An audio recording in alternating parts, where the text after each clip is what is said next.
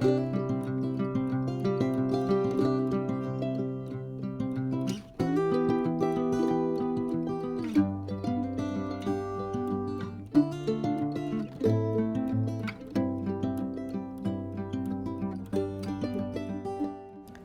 Canners, teaching all kinds of food preservation, especially the old ways.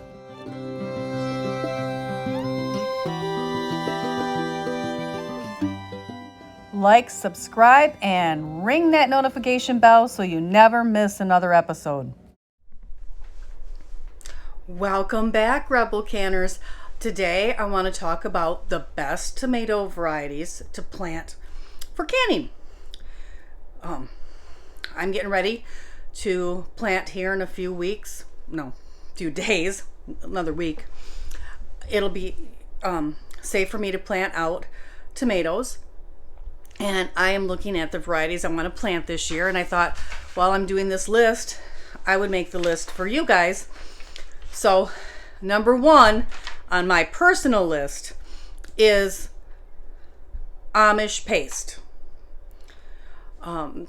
Paste tomatoes in general are the best for canning because they have more meat to them and less water in the juice, I should say, so that I don't have to cook them down as long.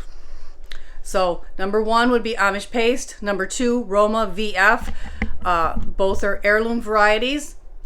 The VF stands for Verticillium something or another fungus resistancy. Number three on this list, and you're going to see it's heavily paste tomatoes, San Marzano. Then there is Big Mama, which is sort of like a giant Roma. So if you don't like to do the little Romas, the giant Roma, Big Mama. And then next on my list is the beefsteak. And I like the beefsteak. It is not a paste tomato, but it is a big, meaty tomato. And those varieties of tomatoes that fall under the beefsteak, and there's several names, but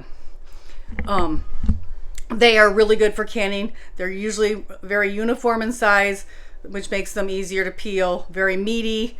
A little bit more water in the juice that you have to cook down, but you get such a big tomato, it's worth it. So there's those. Then I'm going to do one suggestion for canning tomatoes that might surprise you, and that is a cherry tomato called Sweetie. They're very sweet, they're very, very uniform, and very prolific. And so it makes it a very good one if you're doing any of those canning, like the little pickled cherry tomatoes. Sweetie makes a great variety for that.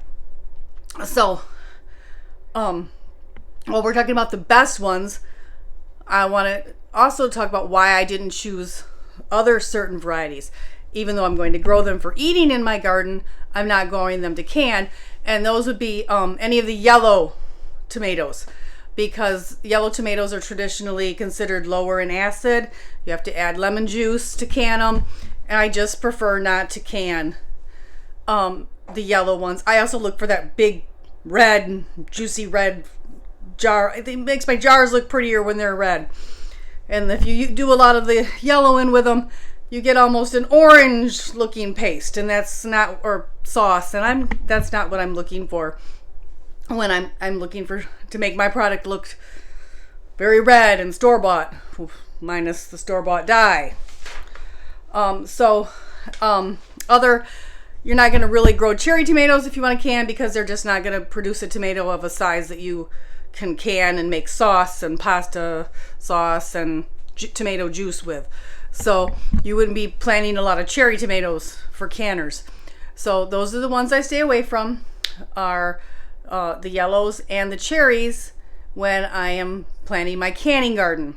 So I hope this helps you out. I know it's a little heavy on the paste tomatoes, but those are the ideal ones for us for canning. So thank you, Rebel Canners. Hope this helps. Have a great day and happy gardening.